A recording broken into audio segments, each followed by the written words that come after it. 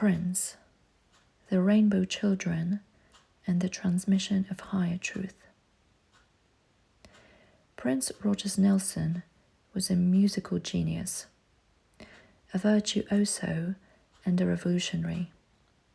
But beneath the mastery of sound lived something quieter and far more radical, a deep conversation with the divine.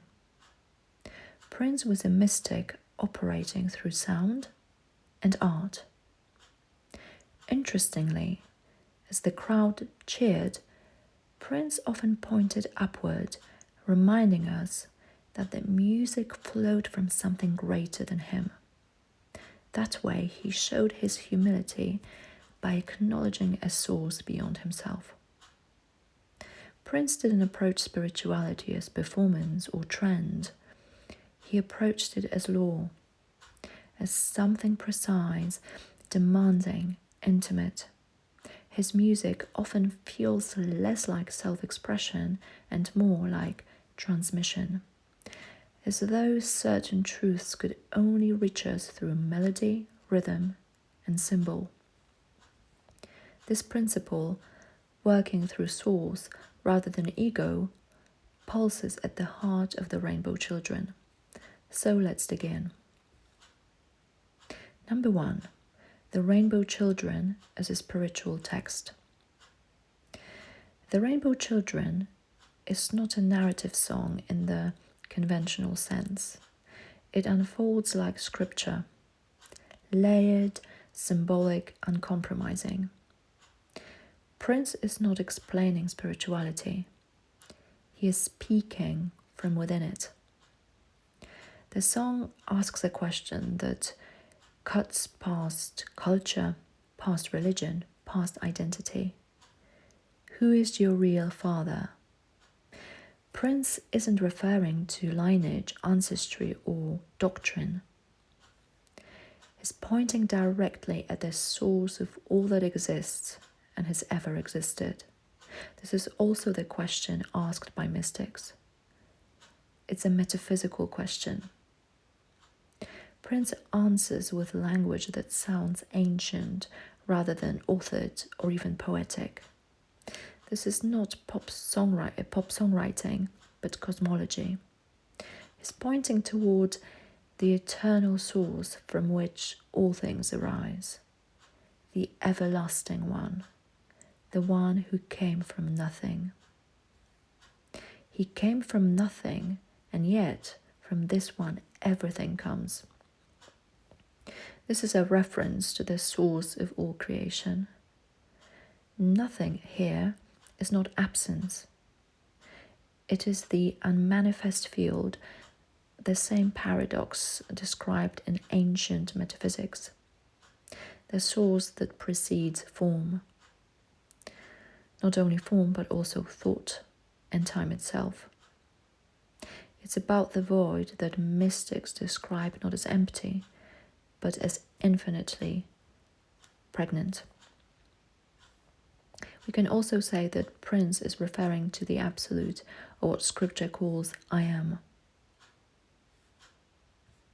Number 2, accurate understanding and divine law. One of the most revealing lines in the song is almost understated. With the accurate understanding of God and His law. Accurate understanding. So it's not about beliefs or opinions. It's not about faith inherited through fear. It's not about spirituality as a space of comfort or even escapism. Prince's words bring to mind ideas found in Hermetic teachings, as above, so below, in Eastern philosophy, in esoteric Christianity. Prince is referring to the highest truth. He recognizes divine order, coherence, and consequence, the law of cause and effect.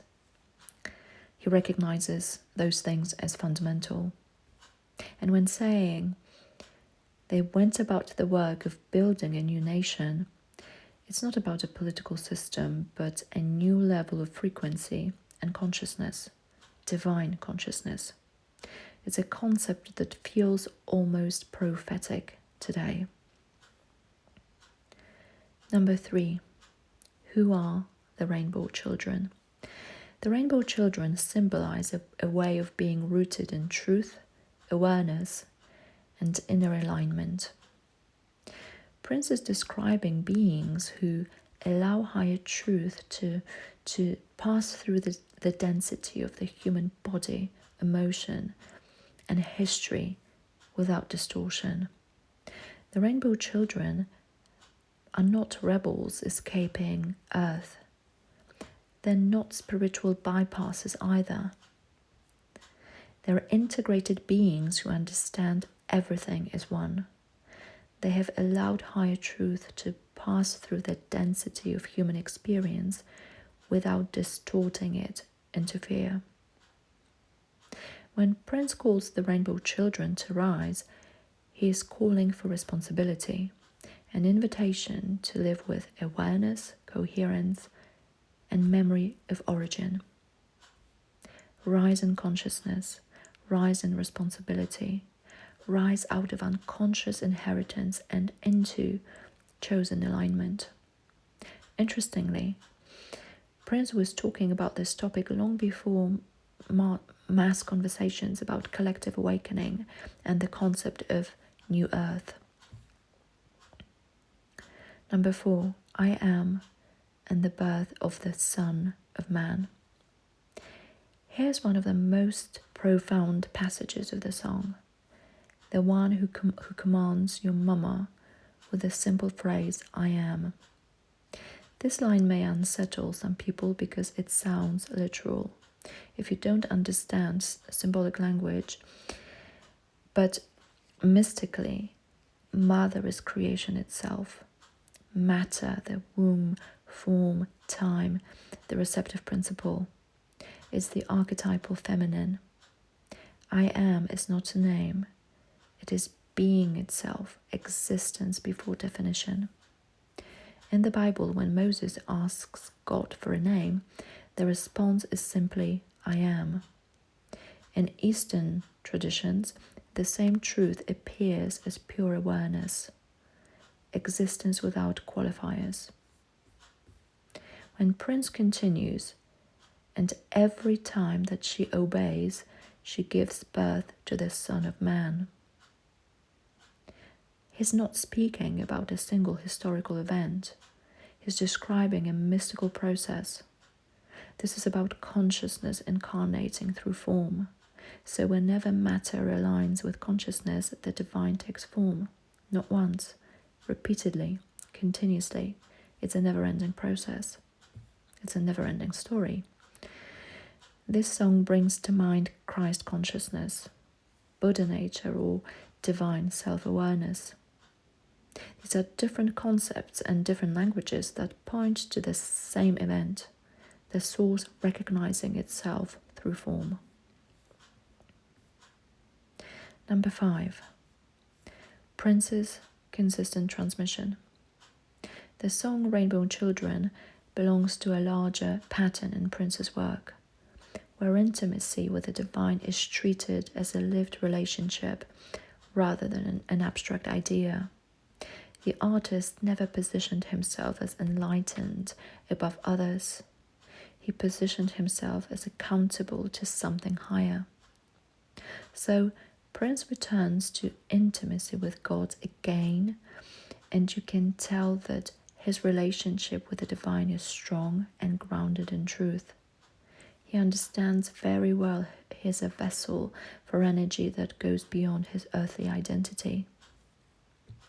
Because Prince understood himself as a conduit rather than a destination, his spirituality remains embodied and disciplined. Sometimes severe, always sincere, at the same time not drifting into escape. Prince wasn't interested in transcendence to sound cool or sophisticated. Transcendence requires responsibility, and he understood that very well. He was interested in incarnation, in what it means to carry divine knowledge inside a human life. Number 6. Prince's lived mysticism. Prince didn't just sing these ideas. He lived in reverence to them. There are countless accounts of Prince redirecting applause upwards, pointing toward heaven, as if silently insisting that their source was not his human body or persona. That gesture alone reveals a deep mystical orientation. True mystics don't deny their gifts. They deny ownership of them.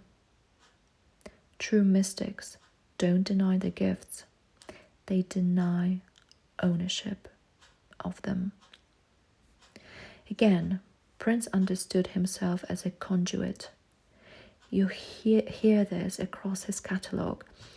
In The Ladder, he sings about spiritual ascent, not as escape, but as responsibility. In Anesthesia, he wrestles openly with divine intimacy and fear. In Controversy, he inserts the Lord's Prayer, not as dogma, but as confrontation. In The Cross, suffering becomes transformation, not punishment. Again and again, Prince returns to this same core truth. Divinity wants expression, not worship.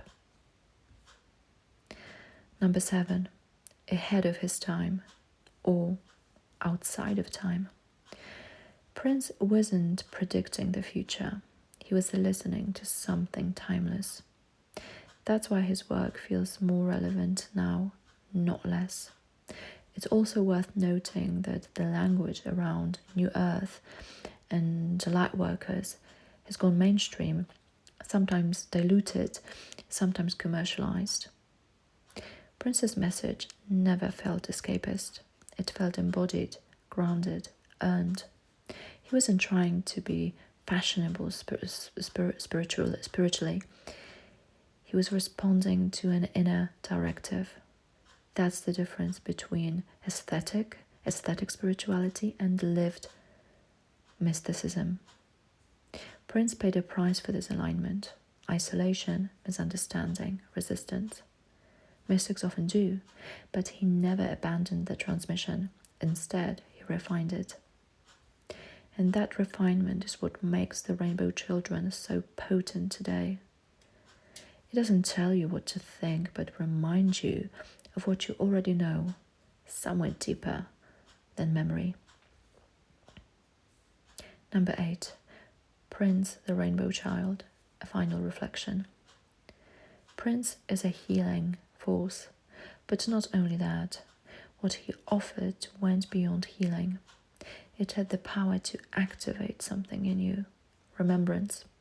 So when Prince asks, "Who is your real father?" he's not asking you to answer this question out loud. He's asking you to feel the answer in your body, in your breath, in the quiet place where sound dissolves into truth.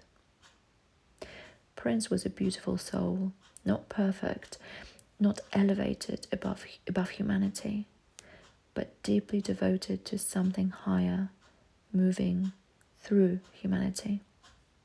And maybe that's the real lesson of the Rainbow Children.